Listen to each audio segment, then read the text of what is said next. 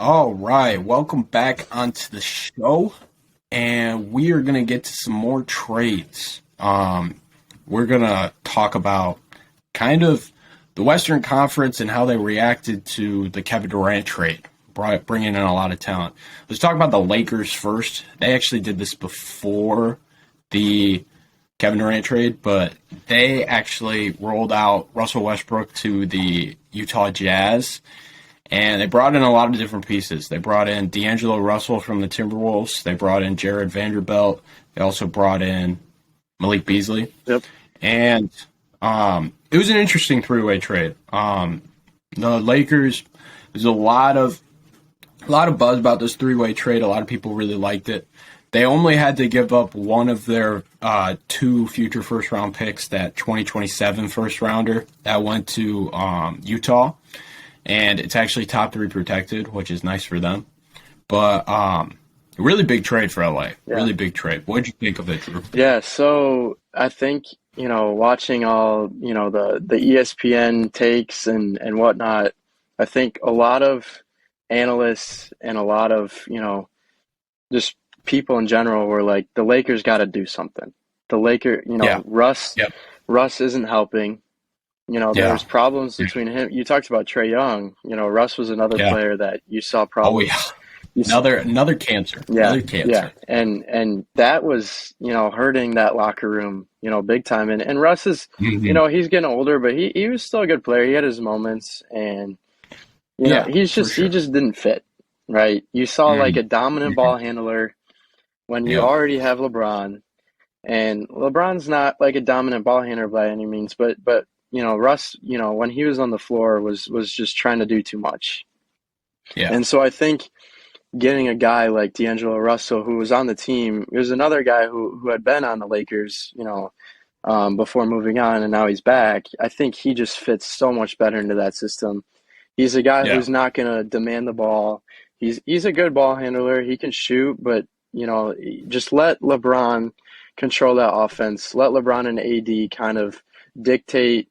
And this is like where you see like the attention on those guys. Now you have Russell, who can spread the floor, who can shoot, he can pass, he's unselfish. And even Vanderbilt, really young, really, really good player, great potential. And, overall, I think the Lakers definitely got better from this. I think it's given them kind of a new life. And I think this is a scary team if they were to, sneak into the play-in or even the top 8 seeds. So yeah, no, I agree with you 100%. Getting a guy like Jarred Vanderbilt, again, he's one of those 3-and-D guys. He's not the best shooter in the world, really more of a defensive monster, but the guy's unselfish. He's a connector, and this is the guy that everybody loves the Lakers getting. And I'm 100% agreeing, because this guy was a huge piece for the Minnesota Timberwolves last year. And, absolutely huge. He was part of the Rudy Gobert trade and went to Utah. But this guy, really good player, connects the floor all around. And I absolutely love him. And in his first game, the guy looked great. Yeah. Absolutely great. He was just making plays. He's just great player, really fun to watch. I like him a lot. Yeah. Getting to the other guys, that was more to get shooting. D'Angelo Russell, great shooter. He's been shooting the lights out. I don't love D'Angelo. He's not a good defender at all, and it can really hurt on occasion. But he's a great offensive player, great shooter. And I like what you said, like he can pass, he can make smart decisions. But there's other times where he'll be running pick and rolls and be throwing it way over people's head. Yeah. You have no idea where the passes are going. It's just times where it doesn't seem like he's there, and he's like, oh, it's D-Lo time. I'm going to go ice my man. It's like, And I think about it this way. Like, you mentioned Vanderbilt being a great defensive player. I think about it in terms of like D'Angelo Russell versus Russell Westbrook. You talk about turnovers. Both the guys turn it over. Russell Westbrook had his fair share of turnovers. You'd 100% take D'Lo. And 100%. And so like that's kind of how I see this trade is like you trade away Russ, who was coming off the bench, and he'd have productive minutes here and there, right? And Hmm. but you're getting D'Angelo Russell, who's a little more unselfish, I think. Yeah, And I yeah, think 100%. even watching the Timberwolves games, um, he could dish it out, and here and there he'll make bad passes, right? Especially with AD. Now you're looking like he came from a team with Cat, who's been hurt a lot, but Rudy Gobert and some of those guys who. But now you have AD, who's like who can work in the pick and roll, but also can shoot the mid range.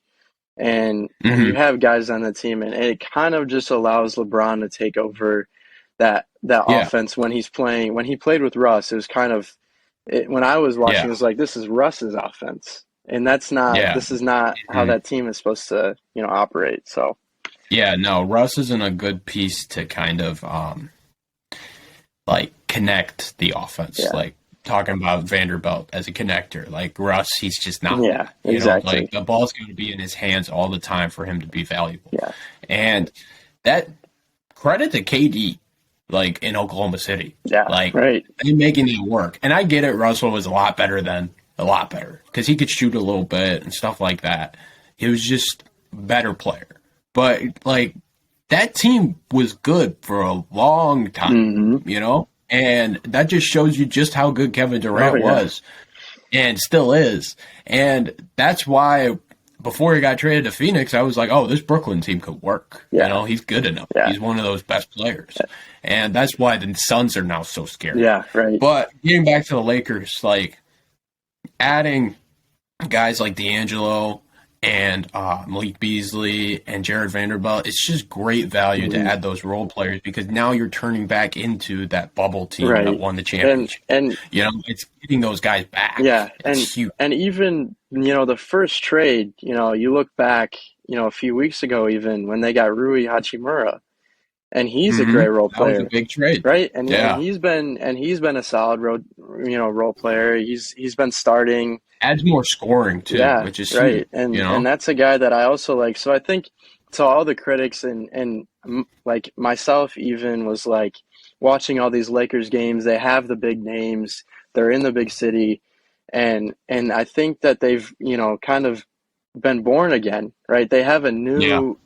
Yeah. completely new team. They didn't wait till the offseason to do it.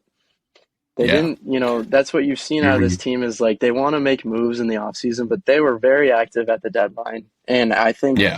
there's, if they make in the plan, and which I think they do, and if even if they, this is less likely, but if they make it into that top 8 seed, and I think that's a scary team to play against now. Yeah. Yes, very much so. I agree with that very much so. Um, Yeah, no. Let's get to somebody else. Let's get to the other LA team. Let's talk about the Clippers. They also made a decent amount of moves.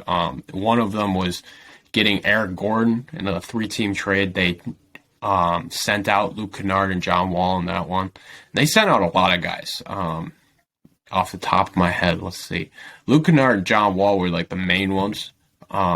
They also Reggie Jackson Hmm. was one that they sent off to Charlotte, and Jackson actually got bought out and went to the Nuggets, Yeah. which will be kind of funny because they also Clippers brought in Bones Hyland from the Nuggets, Yeah. which is kind of funny. Yeah. Jackson went there, and the Nuggets have been that Achilles heel for the Clippers, Yeah. which is great. Yeah. That's why I like what Jackson did going to Yeah.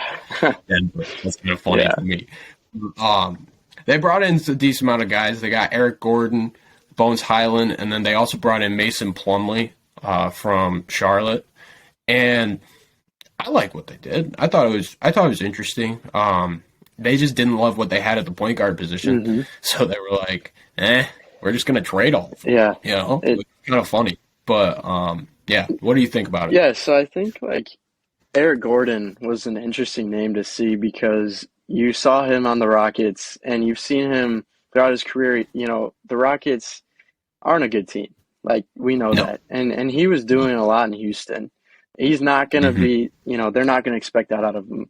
Right. But Yeah. he's a guy who can handle the ball at times. He can shoot the ball and he's a big body. He can switch. He's not the tallest guy in the world, but he can play defense for you. And I think that the Clippers aren't necessarily worried on the defensive end, but I think he adds like kind of that overall like, you know, not missing piece, but like definitely a great addition to a team that's already centered around Paul George and Kawhi Leonard, who have struggled at times this Mhm. year. But adding kind of again, I like the word experience because Eric Gordon's Yeah. been around for a while, and they kind of No, he's a playoff experienced guy, experienced veteran, and I think it's a little bit of an upgrade from Luke Kennard. yeah I like Luke Kennard a lot. Great shooter, former Piston, but like I feel like Eric Gordon's just a better fit for the team overall because I think they're a similar volume of shooter, yeah like percentage wise, and then Eric Gordon's a better defender, yeah and those guys are valuable. And this is just the Eric Gordon that we know, like playoff Eric Gordon. We don't know if this is the one you're actually getting, but because he's been in Houston for so long right. and there's been points, injuries, and stuff like that. But overall, I like the addition of Eric Gordon, and I think it's going to be valuable. Mhm. Like he's one of those guys that can connect offenses, and he's another one of those guys for the Stars to rely on. Yeah. You know, like Kawhi, he'll see a lot of doubles from the mid range, Mhm. especially with the way he's been playing. He's been playing so much better recently, Yeah. which is scary for a lot of teams in the league. But adding another guy like Eric Gordon to just be a role player and play off him, I think that will help a Yeah, lot. for sure. And then another like underlying piece of the trade, a guy that they got, Plumlee. They're not gonna, Plumlee. they you Mhm. see Zubac on that team. Yeah. He's their main big, and they don't expect much out of those guys because they know their role. It's a role player Yeah. for a reason. They're there to kind of get rebounds, pick and roll when needs, space the floor. Plumlee can't shoot that well, but Plumlee's not a no, shooter at all. no. Not a And shooter. and that's But that's the one part yeah. of his game that might hurt. But Zubac isn't, a great shooter by any means either. So they kind of have a Yeah. system built around those bigs where they don't need them to space the floor all that much. Yeah, no, the nice part about Plumlee is he adds a playmaking element that a lot of bigs don't. Like he can come in and really he's one of the more gifted passers and he's a Yeah. connector. So what a lot of teams like to do with bigs like that is they'll have him screen and roll, they'll hit him in the post and then people back cut off Yeah. that. And they have a lot of great cutters on the team. Terrence Mann's an excellent cutter. Like they got guys that know, okay, we got a back cut Yeah. now. Right. And Plumlee's going to be good enough where he can hit them. And I think that's going to be a big piece off the bench. He's a fantastic offensive center. Defensively, he's okay. Like he can provide you some rim protection and some not. But the main reason I think they got him is Zubac is starting to wear down a little bit. Yeah. They've been playing him a lot of minutes. And they lost Isaiah Hardenstein. It was either a year or two ago. I'm not positive Mhm. there. But like that loss has shown to be big. So adding another center like that, and I think it's big. And the small lineups, they work here and there that the Clippers used to like to run. But I think it's huge to have those centers Mhm. available in case you need them, especially with, you're seeing the centers become more and more valuable. Right. Like you got Jokic to deal Right. with. And So you need like some options in order to do stuff with them. And if you're the Clippers, that's the team you're looking at because, it's your Achilles heel. yeah, and So, I completely agree. And then one of the last guys they got was Bones Hyland, and they gave up 2 seconds for him. You and I mhm, were talking before about him, and yeah. he's still raw, he's still young, hmm and he's Very good score. yeah, Very good score. yeah, and they're not gonna get 20 points a game out of him. They're not gonna get 15, but they're gonna get a solid piece, and giving up 2 seconds, I think is good for both teams. I mean, the Nuggets get 2 seconds, Yeah. and they already have their foundation, right? Bones Hyland was Yeah. not an X factor in Denver. He's not going to be in LA, but he's another Yeah. guy that can just like provide depth. He's hmm he can do a lot. So Yeah. No, I agree with that. I don't mind Bones Hyland. I think he's a cool piece off your bench that can run your offense and do stuff like that. And if the Clippers are struggling with ball handling, you can bring him in. But he's going to be very difficult to play in the playoffs, in my opinion. He's just can't defend. He can't defend a rock, dude. Like, it's really bad. It's really bad. And if I'm the Clippers, it's just like, yes, I like the acquisition, and yes, you need a point guard, but is this guy the right guy? Right. Like, I don't know, you know? And I know there was a lot of talk in the deadline that they were really going after Fred VanVleet hard, and that would have been an amazing pickup because that guy, he would have fit right in with this team, added a lot more shooting, and just been a really great impact guy. And again, like, not the best defender in the world, but he's a guy that plays on the defense. Right. Like, he's played in Toronto, you know? And with Bones, it's just like, he's not a guy that can go out there and play good defense. And to me, what worries me and what I've heard a lot, especially from the podcasts I listen to, is like, if you can't play with Nikola Jokic, how can you play with anybody? Yeah. You know, and it's a different system, and it's kind of one of those things. It's like you didn't give up a lot for him, right? 2 seconds, it's not super valuable. So it's kind of, to me, it's like it's a piece that, like, after the season's over, whatever ends up happening, it's like they're not going to regret it either way, right? It's kind of just like, we'll see where this takes us. Even if, like you were saying, even if it's like he doesn't play in the playoffs. You know, it might be a thing where it's like he's in the regular season, you kind of see where he's at, and then, you know, go from there. Yeah, I mean, I see what you're saying there, but if I'm the Clippers, I'm like, we're running out of time. Yeah. Like, you know, Kawhi's like day to day all the time. He's dealing with injuries. Like, we saw him at the beginning of the year. That was not Kawhi. He couldn't move well, you know? Now he looks great, which is awesome. But, like, Kawhi's definitely been dealing with something throughout his whole career. And people can knock him for load managing and stuff, but I 100% feel him because, like, it's definitely some chronic issue that he's dealing with, and he just doesn't want to disclose. Like, this is definitely a problem, and that's why he load manages. Yeah. And I think we saw it at the beginning of the year. But he looks unbelievable now, so I credit him. And, like, Paul George, he's getting older and older as the days go on.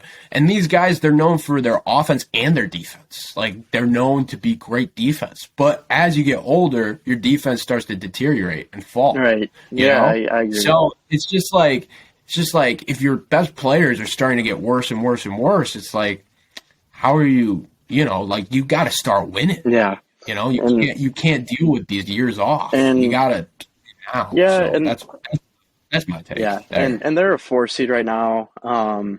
They're currently 5 games over 500, and it's. I mean, the one part I like about it is it brings in more offense, you know, and that's what you need because the last time I looked at the ratings, the Clippers were like second in defensive rating, but 26th in offense. Yeah, and so, like, you need offense, so it makes sense. But I just don't know, like. It's going to be very difficult for him to play near the end of games. Yeah. And right now, they don't have a point guard.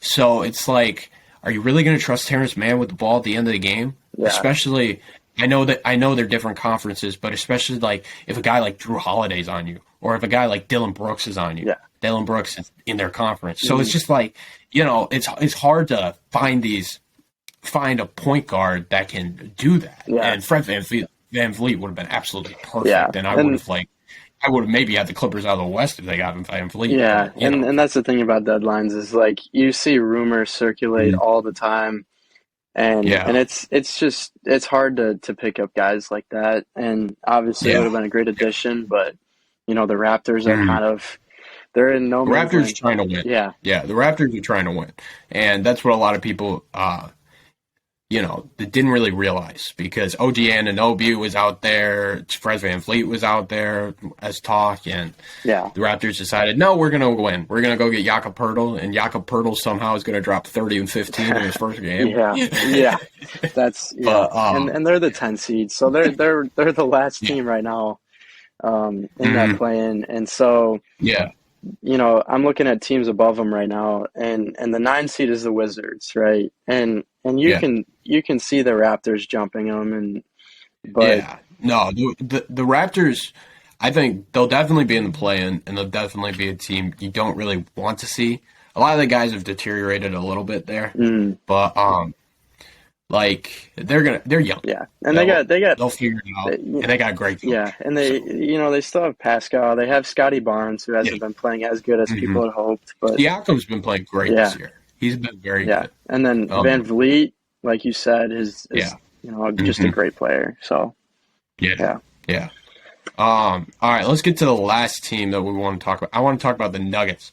The Nuggets are currently sitting as the 1 seed in the West, and dude, I love them. I love them. yeah, They're you're a going big off Nuggets this year. guy. I'm a big Nuggets guy. I'm a big Nikola Jokic guy. But they did some good stuff. I was excited with some of the stuff they did. They got Thomas Bryant from the Lakers for Devon Reed and some seconds, which I thought was a good trade. I really did. Thomas Bryant adds that backup piece for Jokic in the playoffs. And, he adds more offense. Like, you lose Bones Hyland, and if you're the Nuggets, you have one of the worst bench offenses. Like, when Nikola Jokic comes off the floor, their net rating goes from one of the top in the NBA to all the way to the bottom. So at like 30th or something crazy. It's actually ridiculous. Yeah. So you need to add more depth. So once they got Bones Hyland out the door, who was most of their offense, credit to him, but once they got him out the door, it was like, okay, we need to bring in guys that can get us some buckets, get us our guys some rest. So they went and got Thomas Bryant, which was unbelievable. And then they knew that the Hornets were going to buy out Reggie Jackson, and they picked up Reggie Jackson, which I thought was unbelievable. And Reggie Jackson is a clear upgrade from Bones Hyland. And if the Clippers knew he was going to go to the Nuggets, they probably would have just put him in that trade and gotten way more value out of the trade, So I don't know. Like, if I'm the Nuggets, I feel really good about what I did at this deadline, and they're looking good. Yeah, Man. They're looking and they didn't need to do much, and they went out and No. like you said, they got Bryant, who, watching Lakers games, he's dynamic. He's not like an X factor on offense, but coming off the bench when Jokic is not on the floor, you have someone who can score the ball. He's a great offensive rebounder. And then obviously Reggie Jackson, he's another veteran who's been around for a while and can handle the ball.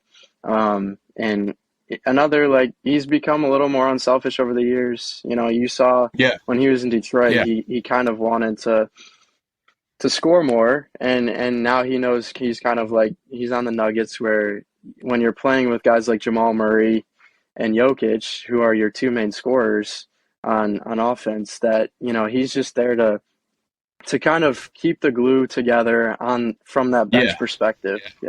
So No, he definitely matured a little bit in LA, Yeah. which is, like, he's much better than the days we've seen him in Detroit. Detroit, he was huge part of that team. And now, like, now he's just a bench player that can really help you. Like, he had games in those playoffs. I think it was the bubble playoffs where he was awesome. Yeah. And he had games last year where he was just flat out amazing. I really like Reggie Jackson. I think if he's your backup, you love it. Absolutely love it. And especially with Jamal Murray, he's playing a lot better, but he's still dealing with an injury. Yeah. Still is. So if he needs to sit, then you throw in Reggie Jackson and you're like, oh, I'm chilling. Yeah. Right. Like, it's I really like him a lot now, ever since he left Detroit. And which is sad as a Pistons fan. It is sad. But we just needed him to do so much on that team, and that just wasn't him. Right. So this is a much better role for him, and I think the Nuggets are going to be really interesting. Yeah. All right, those are the teams we wanted to discuss, but I want to end off on a good note. Let's do some predictions, okay? The trade deadline just happened. We're halfway through, and I started this podcast, and you guys didn't even hear my predictions. So I really want to do mid-season predictions right now. And right now I'm 1-0 in predictions. Chiefs preseason, which is awesome. I'll take that. I'll take that 100%. So this is a lot of pressure here. I got to stay undefeated, but that's okay. All right, let's do it. Drew, what do you think? What do you got? In terms of like playoffs and Playoffs, yeah. So Give me your NBA Finals. oh, that's a tough one I because know. you look at the NBA Finals and then who wins? you look at the East. It's Celtics Bucks, in my opinion. Those are the two teams. Yeah, Right. I agree. And 100%. I think I'm gonna have to go with the Bucks just because Okay. um, Giannis, who unfortunately got hurt right before the All-Star break, but Drew Yeah. Holiday is great. I love Drew Holiday, one of Yeah. my favorite players on that team. And then Mhm. from the West, the trade deadline just shook it up so much. Yeah, I know. The West is so much fun now. Like I wasn't sure. Like the West, like you don't know, and now with the Kevin Durant thing, like yeah, now it's crazy. yeah. You know. I've never been a fan of the Nuggets, and I think Hmm. they need 1 or 2 more years. So I'm gonna go with the Suns. Okay. I'm gonna go with the Okay. Suns. That's my matchup. Okay. And then So winning. you got a rematch of 2 years ago. Yes. Suns Yep. Bucks. And All right. Who do you got? Who do you got? Suns ooh, Bucks. you know what? That would be a fun Yeah, series. That would be a it really would fun be. series. And you know what? I'm gonna go with the Suns just because I think KD gets Suns. healthy. I Okay. think they I have like four it. stars on the team. I don't think I Giannis is like it. beating them. Yeah. What Okay. about you? Wow. Wow. I like that. I like that. Oh man. All right. I think. See, I like your Celtics Bucks, but there's another team in the East that I love, and it's the Cavs. Ooh, I really love the wow. Cavs a lot. I love Donovan Mitchell. They're currently ranked second in net rating, and these guys are awesome. There's one hole there, and that's Isaac Okoro.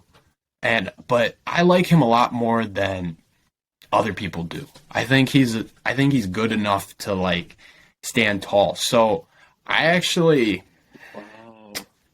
I'm not sure. Ooh, I think I'm gonna put the Cavs in my NBA Finals. wow. That's Jake's hot take. That's a bold Jake's prediction. take.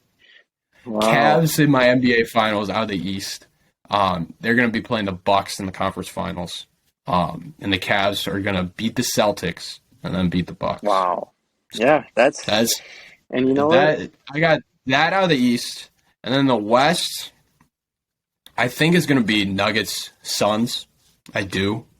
It's going to be hard to see anybody else, and like some people are like now, oh, the Lakers are back. No, they're not. No. They're not. They're going to lose first round. Sorry, guys, they are. I think they're going to make the playoffs. Though. Yeah. I mean, I don't know about So you first think- round. I think they're going to make the playoffs. Yeah, I think that Yeah, and they'll make it a series in the first Yeah. round. Like I'm not. Yeah. Yeah. Like LeBron's not going to sit there and go, "Oh, I'm going to get swept." No, it's going to no. be like 6 or 7 Yeah. games. It's going to be hard for whoever has to play Mhm. them. I could, dude. Suns, Lakers first round. Ooh. Imagine yeah, that'd be insane. that would be crazy. That'd be Yeah. crazy. And that's Yeah. So yeah. let's see. Nuggets, Suns. Ooh, that's a tough one. You're a big Nuggets guy. I though. know that's really tough. That's really tough. I think I'd have to go Suns. Okay. I just would. I love Jokic, but DeAndre Ayton's had some success on him in the past, and it's Kevin. Yeah, Man. and not only Kevin Durant, but Chris Paul, Devin Booker. Yeah, Those are Yeah. that's four guys in that lineup. That crazy. It's So- crazy. It's just hard to not pick them out of the West, you know? yeah, Gosh. Cavs. Now I got Suns, Cavs. Yeah, That's an wow. interesting fight. And you know what? That's Yeah, and I have to go Suns there. yeah. I got You it. Suns. You know? Yeah, So I got the Suns. I'm not too confident in that pick. I really am not, because I feel like it'd be more difficult if it was the Bucks or the Celtics, just because I feel like that's a better matchup, hmm just because of wing but you like the wing depth Cavs. and stuff. But dude, the Cavs, man, they're good. Yeah, Like- they are. They are. Like it's just tough to stop them, you know? And they have different ways that they can hit you. And their bigs are just so talented. Yeah. So talented. Jarrett Allen's been I huge. feel like they're a really good matchup for the Celtics. Like I could see them beating the Celtics, And, it's kind of a hot take to have them over the Bucks. I 100% agree with that and have them in the finals. But, I mean, if I got Cavs Celtics, I think that's a crazy series. Yeah. I really do. I do too. I just think it's good. Yeah. Good matchup. And that's a hot take. And you never know what to expect sometimes out of the NBA because we've seen it time and time again. I know. The Suns 2 years ago, no one would have imagined them in the finals. No. No. And the thing with the Suns is there's so many holes there too. Like a lot of these teams, they just have some. Like if we look at the bubble, the Lakers didn't have many holes at all. Yeah. Or if you look at the 2021 season with the Bucks didn't have too many holes on that team. And there was just injuries all over the place, and there was some crazy stuff that happened. But like if you look at the Bucks as a team, they didn't have many holes at all. So you could say that it was injury riddled and blah blah blah. It really wasn't when you come down to it. Like the Bucks were probably the best team that year. And then if you look at last year, like the Warriors, they didn't have many holes either. But like this year, now you're seeing it. There's a lot of teams with holes.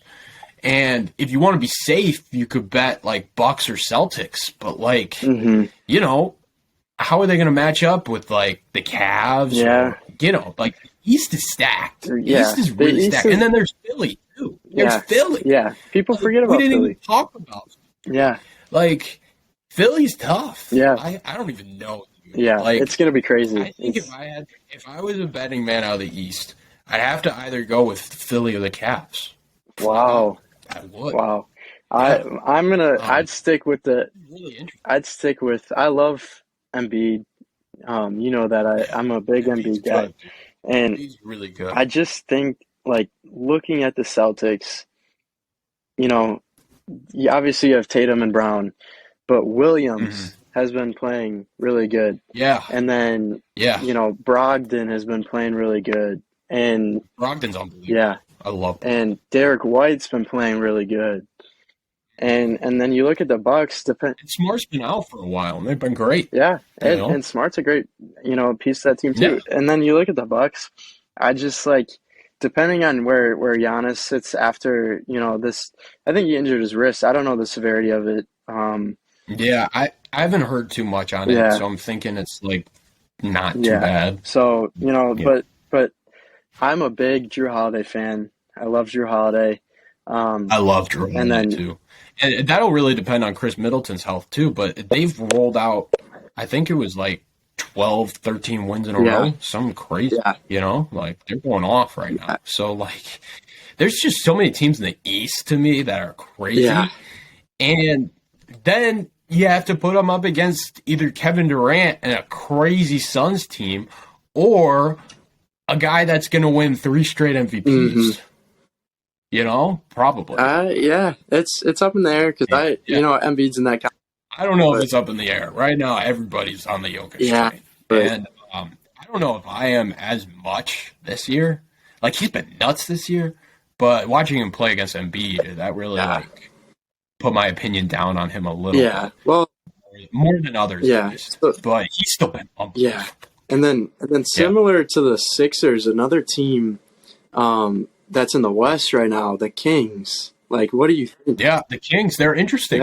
Yeah. Like, it's hard to – I feel like if you're a lower seed in the West, you want to play the Kings just because they're weaker. Like, they don't have a star. But, like, they're still really good. Yeah. Like, it's going to be tough to play. And then the Pelicans could shock people and just turn out to be amazing. Zion's back, There's just so many different things that can happen, which is why I think the NBA this year might be the hardest to predict. I agree. And I wanted to be different. You got to put the Cavs. Cavs. I think the Cavs are really good. I really do. I think they're really good. I love JB Bickerstaff. I love that team. Yeah. I really do. And Donovan Mitchell's been terrific this year. And seasons like this are like, you look back the last, even decade. You got LeBron has been dominating the league, and then you saw the Warriors dominate the league. Like, it was predictable. It was Warriors-Cavs for 4 straight years. And it was like 4 straight years. And that's a story in itself. But now you're at a point where it's like those guys are getting older. The Lakers, There's so much parity now. yeah, So much. and the young guys are kind of taking over now. Like, we've seen Tatum in the league. I don't think the Hawks are going to do. We didn't even talk about the Mavs. Do the Mavs have a chance? Like, we don't know. Yeah. We don't know. Right. We don't. And that's just kind of the fun part of watching games now is you see matchups. I know. And it used to be one of those things. It's like, okay, now I'm seeing even a Mavs versus Kings matchup, and it's like you wake up the next day and it's like, wow, the Kings could win, Yeah. And it's like that's the story of both conferences. You've seen people are talking about right now, like Kevin Durant to the Suns, Kyrie to the Mavs. The West is loaded just like it's always been, right? But the East is, in my opinion, right there. I know. The depth in the East. You have the Pistons are way bottom. We're Pistons fans, but past that. But like the top eight, the top 8, the top 10 teams in both conferences, you put any of them up against each other, and it's like, who knows? It's interesting, right? It's interesting. So it's crazy. It's going to be really fun. I'm so excited. Yeah, and it's getting close. It's getting close. Yeah, we're at the All-Star break. Yeah. Got like 2 months. We're going to have March Madness coming up. Oh, yeah. And right after that, we roll with NBA. Yeah. It's going to be a lot of fun. Yeah. I'm really excited. This is all right. Well, thank you so much for joining us. Anytime. Appreciate it. Yep. We appreciate it, man. It was good talking. Let's hope your Boilermakers keep doing well. Boiler up. But Boiler up. All right. Well, thank you so much for joining us, Drew. And we'll see you guys later. Yes.